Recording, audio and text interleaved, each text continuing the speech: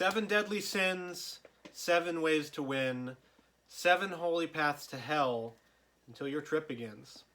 7 downward slopes, 7 bloodied hopes, 7 are your burning fires, 7 your desires. Today we're going to be talking about none other than Seventh Son of a Seventh Son by Iron Maiden, as a part of Iron Maiden-A-Thon. And I just want to thank everybody for watching, first of all. Let's get on with the show here right after this beautiful intro.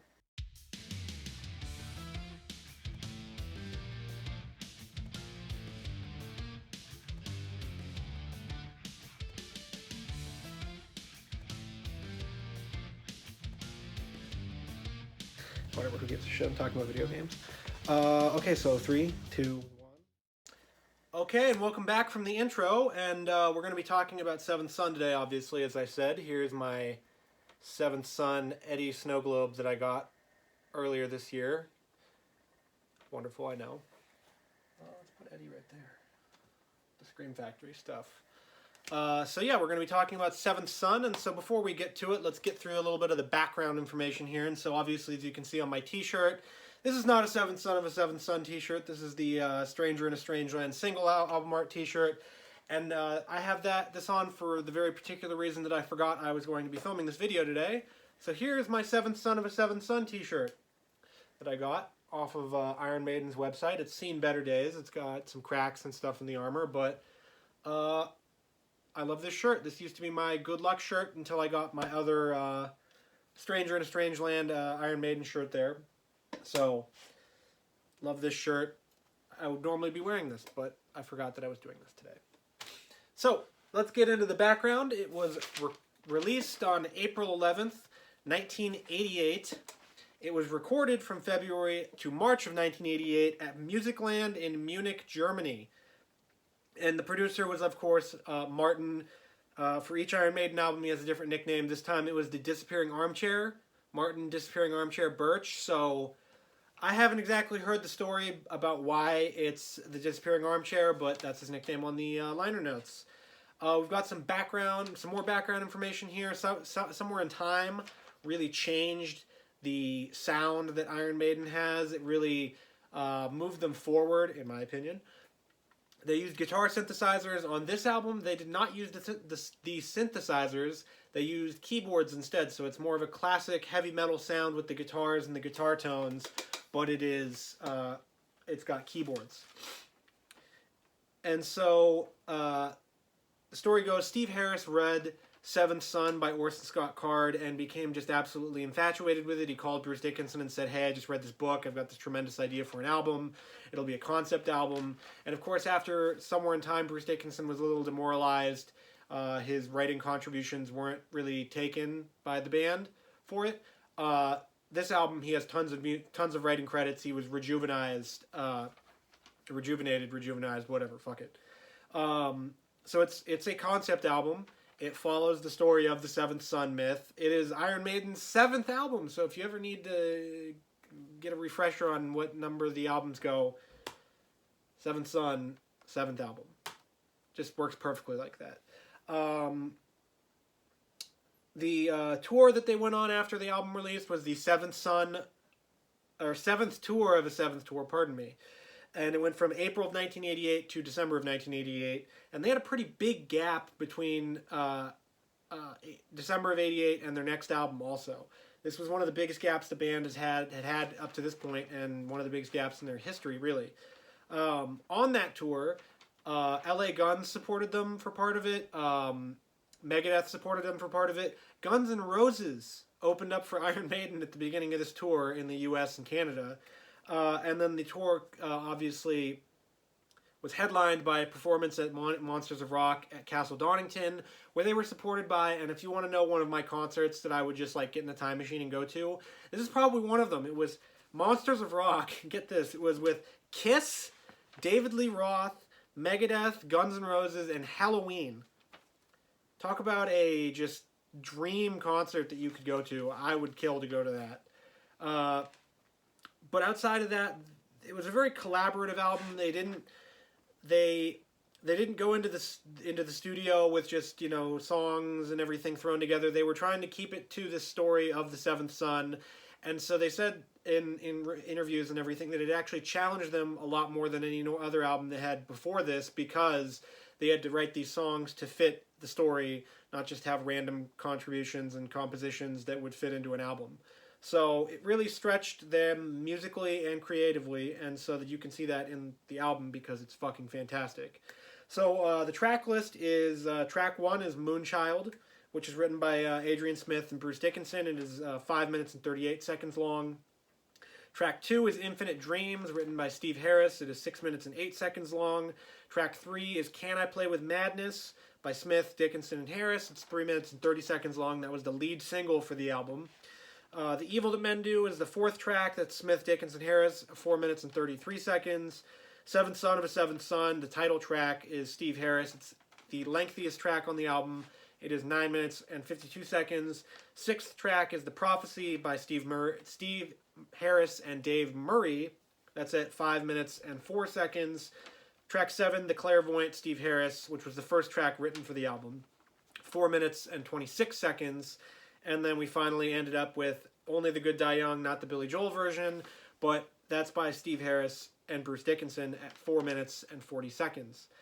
And the beautiful thing about this album is that it begins where it ends. And so we'll go right into the track listing here with track 1.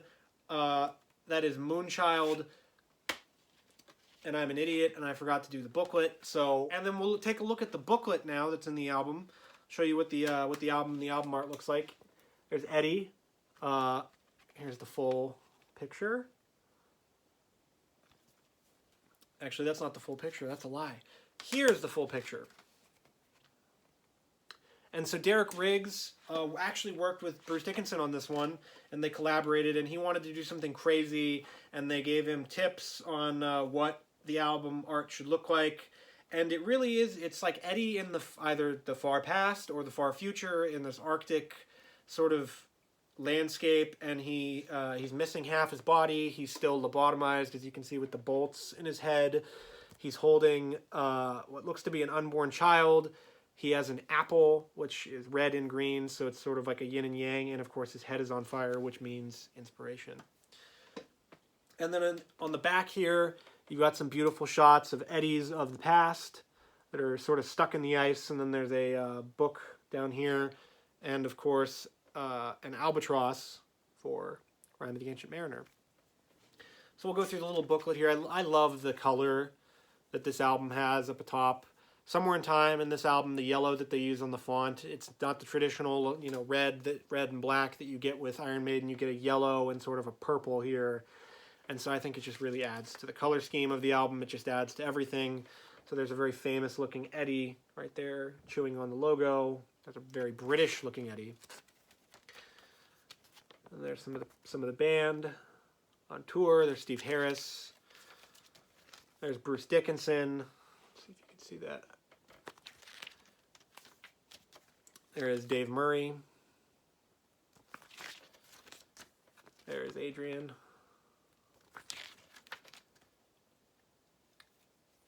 There's the band, and they're going to Donington, and there's them with some wonderful ladies. And on the bus to Donington, there's the art that was used for the Maiden England release that was actually held off of release for like 20 plus years, and then they re-released it to coincide with the Maiden England World Tour that is, I think to this day, my favorite Iron Maiden tour that I've seen. They, of course, went back to the stage show for this tour, and it was fantastic. They played a lot of the songs off this album. They played Phantom of the Opera. They played a bunch of stuff. They played Aces High. It was just great show. You can look it up on YouTube. They actually have 2 different versions that I watch all the time. There's one from Rock in Rio, and then there's one from another European festival. The set lists are a little bit different between the 2 of them, so that's why I watch both of them.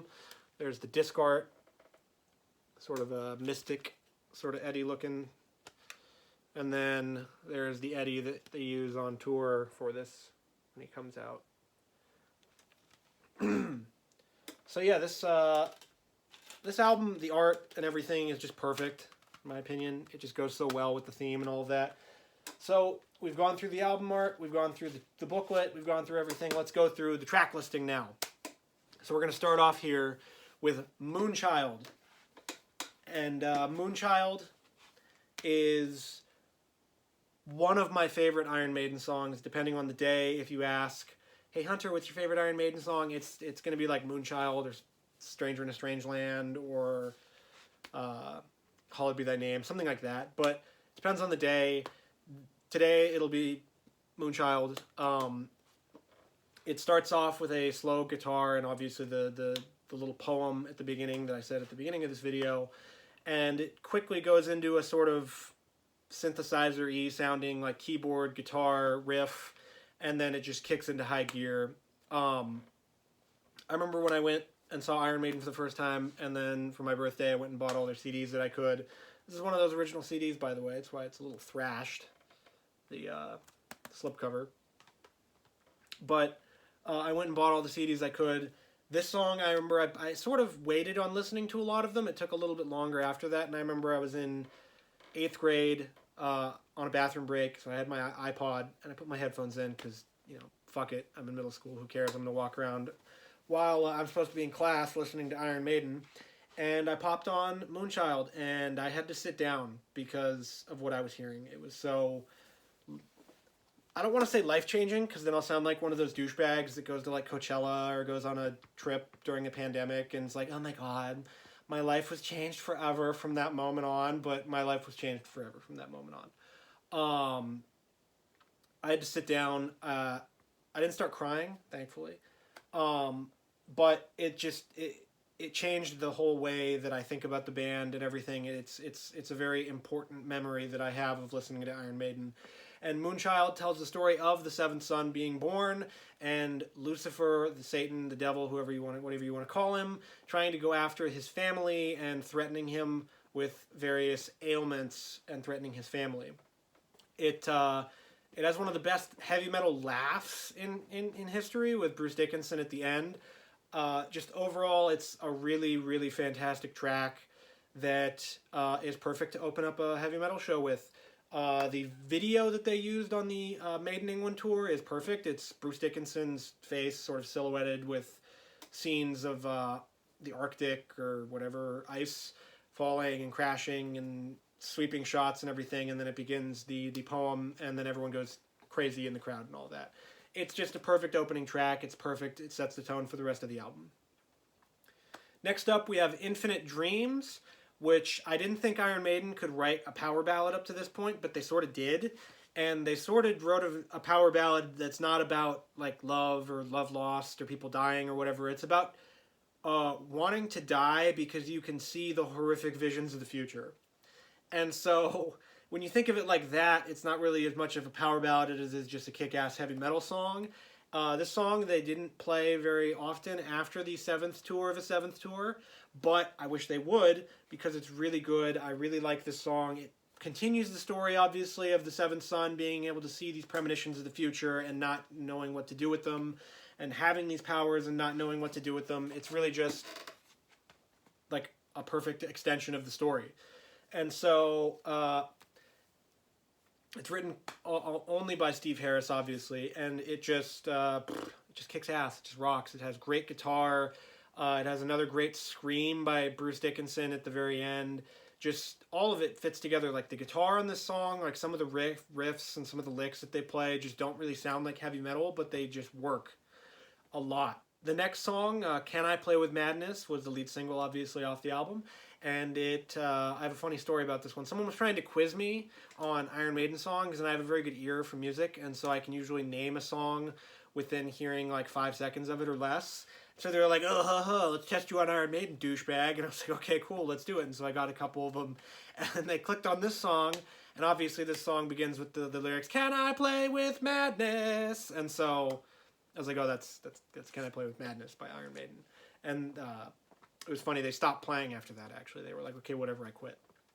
But Can I Play With Madness, it could fit as a standalone song, and it fits into the story as well. It's somebody who goes to a a fortune teller, a seer, and in this case it would be the seventh son asking somebody for help with these visions, and somebody that's posing themselves as, oh, I can help you with your visions, I'm a mentor, and they go and they're actually a phony. And so the song, it's somebody screaming about, I can see these visions of the future, I want to know what my future is, and I want to know what to do with my future, and the person gives them this hope, this crap, basically, and lies to them. And so in the seventh son version of it, it would be the devil trying to coerce the seventh son. In the normal version, it's just some shitty fortune teller that's giving you bad advice.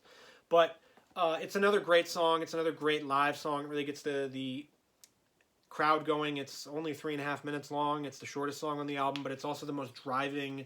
It's not the heaviest, but the music video that goes along with it is also really good. If you haven't watched that, go ahead and watch that. Overall, it's just a great song. They're 3 for 3. This whole album is good, by the way. Spoiler alert. But they're 3 for 3. It's just hit. The fourth track is what it could be in consideration for my favorite Iron Maiden song. I'm not ashamed to admit that when they played this at the most recent Iron Maiden concert I went to, I started crying a little bit. It's usually one that they bust out in the end of the set list as like the surprise, because Iron Maiden, they have pretty standard songs that they play at every show, you know, like Iron Maiden, Fear of the Dark, The Trooper, Number of the Beast, Run to the Hills. They don't play those at every concert, but they play them at a lot of them on a lot of their tours. The Evil That Men Do, they played it at this most recent one, and just the opening guitar riff. If you haven't heard it and you're watching this, please go listen to it. Do it for me. If you don't want to do it for me, do it for Eddie. It's a song where the seventh son is sort of lost, and he thinks that he's found his way with the devil's daughter, and he actually sleeps with the devil's daughter, and then it all goes to hell. And he considers killing himself, he considers what he has to do with his life, he considers the path that he wants to go on of good or evil. It's just a great song. It has really catchy lines, I don't know, choruses, whatever. The guitars sound awesome. The opening guitar riff is just breathtaking. If this one doesn't get you screaming, I don't know what will. It gets me driving really fast on the freeway and screaming the lyrics, so The Evil That Men Do gets my stamp of approval. It's probably, besides Moonchild, my favorite song off the album, but because I'm crazy, it might actually be my favorite song on the album. The next song is the title track, Seventh Son of a Seventh Son, and this one, it's sort of, the album, like the track listing, isn't really in chronological order. It sort of is, it sort of isn't. This just tells you the whole Seventh Son story. It just tells it to you right away. It says what it is. Born of woman, the seventh one. Born of somebody, the seventh son. And then it's the seventh son, and talks about their gifts and all of that. It is a progressive metal, rock, whatever you want to call it, masterpiece. So you have like Rime of the Ancient Mariner, To Tame a Land, you have stuff like that. Maybe Alexander the Great sort of fits into that. But this song is the culmination of that whole effort of Iron Maiden, of Steve Harris's songwriting into that progressive tier of music. It is just perfection. I'm so glad that I got to see them play this live, because it works so well with everything. It's just a very theatrical song. It's a theatrical performance. When they do play it, they have a fucking organist come out that's in a like demon mask or whatever, playing the organ part. It has the slow section in the middle with an awesome sort of drum fill by Nico McBrain. It just all comes together, tells the perfect story, plays the perfect song. This is probably one of my favorite longer Iron Maiden songs out there, if you're going to count like 9 minutes plus. They have a lot of those, but this is probably up to near the top of that heap. The Prophecy, I will go to my deathbed saying, is the most underrated Iron Maiden song in history. They haven't played it live. It doesn't go on to a lot of greatest hits or any greatest hits compilations. Not a lot of people, I'm sure a lot of people out there are watching this going, fuck you, man, my favorite song's The Prophecy. Well, fuck you. This is my video. So it's the most underrated. Not a lot of people talk about it. Not a lot of people I hear about talk about it, but it is just so good. And if I ever have somebody who goes, you know what, Hunter, how about you make me an Iron Maiden playlist? Of course I will put Run to the Hills and Iron Maiden and Fear the Dark and all that good stuff on there. I always think to include the Prophecy, because it is just another example of what Iron Maiden is and how great they are as a band and what stories they can tell too. This is just a whole story that they are telling with this album, and the Prophecy is another great part of that. And it's just it's a great standalone song. It's a great song in the relation to the whole story of the album. It's just great. Go listen to it. I don't know. The next song was the first song written for the album. It is the Clairvoyant, and it is about a psychic that Steve Harris was reading about in the news that died, and I can't remember her name for the life of me. I'm going to have to put the name right here in editing because I'm an idiot. But Steve Harris thought, wow, that's weird. How could a psychic die and not know when they were going to die? What happens if you know you're going to die? And that is the story of the Clairvoyant. It is the seventh son finally coming to terms and seeing the vision of himself dying. So what do you think you would do? This is a whole stupid movie. What do you think you would do if you knew when you were going to die? If you could see in your head, you could see the visions of you dying, what would you do? Would you try to stop it? Would you just go on with your life? Who knows? Death is inevitable. We all know that. This song sort of spits in the face of that. It's also just like a really good song. I've heard it played at a Kings game, which is the only time I've heard Iron Maiden played at a sporting event, which is sick. Go Kings. So that's the LA Kings, not the Sacramento Kings, by the way. It has an awesome bass line at the beginning. I remember this song really sticking out as when I was early on and listening to Iron Maiden, one of the ones that I really stuck to. This whole album I really stuck to as one of my early ones. Like I said in the previous video, Somewhere in Time came later for me. I didn't get that in the first batch of albums. I didn't really listen to Killers when I got my first batch of albums. I listened to this album a lot. This album holds a special place in my heart for that early portion of my Iron Maiden life. And the Clairvoyant is another part of that, where I just listen to the death out of the song. And so the final track is not the Billy Joel version, like I made the joke previously. It is Only the Good Die Young, and it's by Steve Harris and Bruce Dickinson. It closes out the album.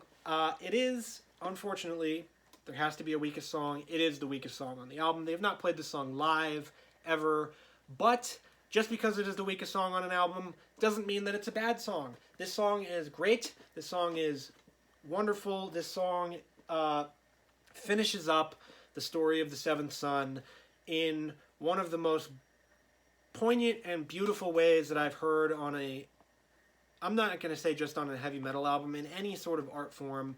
You can have a movie, you can have whatever that just finishes up the story. I'm getting emotional thinking about it right now. Wow. But it just finishes it up in such a perfect way. It begins where it ends, like it is for everything in life.